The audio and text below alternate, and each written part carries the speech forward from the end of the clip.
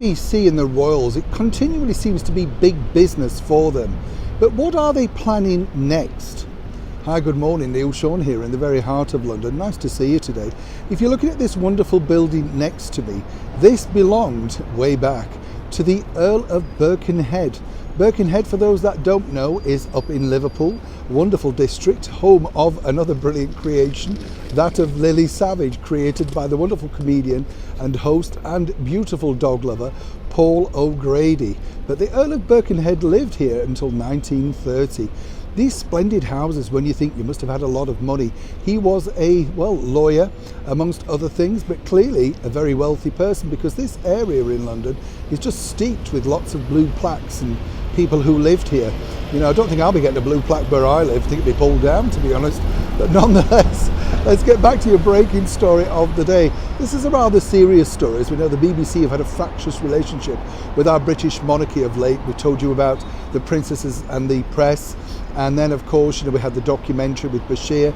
And then only last week we told you about the secret payments by the BBC to various charities, all thanks to the ludicrous situation that Martin Bashir placed the BBC in by, fabricating so many things in order to get that 1995 interview with the late Princess Diana.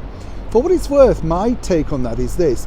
I'm sure that shaped her feelings towards so many people in the latter part of her life. You know, she must have been so mistrusting of so many people, because she was vulnerable, let's be honest, at that point, and he did so much to do that. He should be thoroughly disgraced and ashamed of himself. And yet, the BBC have not pulled his money back. In fact, the story goes, and we have to say allegedly, that even though they knew what had gone on, they gave him a job back as religious editor. Incredible, isn't it? That's why so many people over here in the United Kingdom simply now do not want to pay their TV licence, and rightly so. But back to the story, the BBC also recently touched upon the late Princess Diana on a drama they're making about another disgraced presenter they employed for many years, Jimmy Savile. Now, Jimmy Savile, of course, really a very, very contentious subject, as one can imagine. But now, according to a very good source, and we have to say as ever, allegedly, it looks like the BBC could be looking at this whole Bashir-Diana situation as a possible TV drama. Really? Now, what's interesting is there's an outside dramatist working on a rough outline, because there's two sides to this, and this is what I truly believe.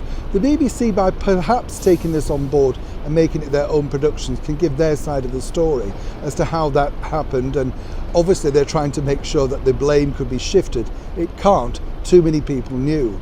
And for Mr. Bashir, this will just heap on further embarrassment, and more importantly, a complete rule out of a return to any public life. Now, a lot of people say, the BBC wouldn't do it. They're doing it with Jimmy Savile, and that's going to create a lot of anxiety, a lot of anguish for all the victims. So many people, again, truly knew what was going on, but remained silent, and some of them are still with us today. Moving forward, where does this leave this potential drama? Well, it could be picked up by anybody, the streaming giant, and then shown on the BBC, or simply they could spurn it and genuinely think public opinion is not right now. But whichever way you look at it, this is ripe for a drama, and I don't agree with it, particularly not in our lifetime, but at some point somebody will revisit this. And once again, when you think about it, the torture that Diana went through in that particular period of her life seemingly never stops.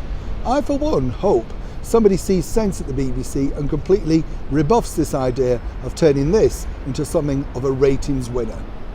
Neil Sean in the very heart of London.